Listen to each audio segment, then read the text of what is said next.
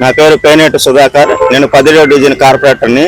గత 2 రోజుల నుంచి పేపర్లో, సోషల్ మీడియాలో నా మీద స్కోలింగ్లు వస్తున్నాయి. నేను సిడ్డి సాయి లేఅవుట్లో ఏదో ప్లాట్లు అటకిచ్చానని, నేను వాళ్ళ మీద దౌర్జన్యం చేశానని, ఇవన్నీ ఫాల్స్ కేసులు పెట్టున్నారు నా మీద అని సోషల్ మీడియాలో చూసి నేను స్టేషన్కి ఎస్ఐ గారికి కంప్లైంట్ నాటికి వచ్చాము.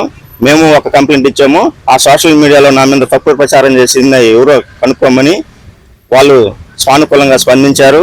ఎన్ని ఫాల్స్ కేసు పెట్టినా నాకు న్యాయపరంగా ఎదుర్కొంటాము. ఇవన్నీ ఓల్డ్ ఎమ్మెల్యే గారి ఆఫీస్ నుంచి ప్రోద్బలంతో నా మీద తప్పుడు కేసులు పెట్టేస్తున్నారు. నన్ను చాలా ఇబ్బంది గురి చేస్తున్నారు. దళితుడైన నన్ను నా క్షోభకు గురి చేస్తున్నారు.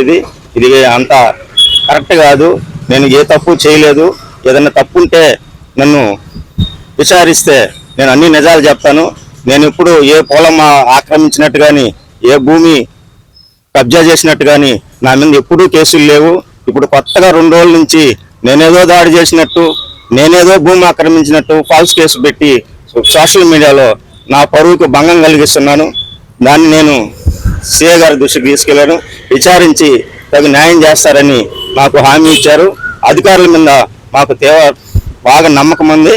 అందుకని మేము మీడియా ముఖంగా అందరికీ తెలియజేస్తున్నాం.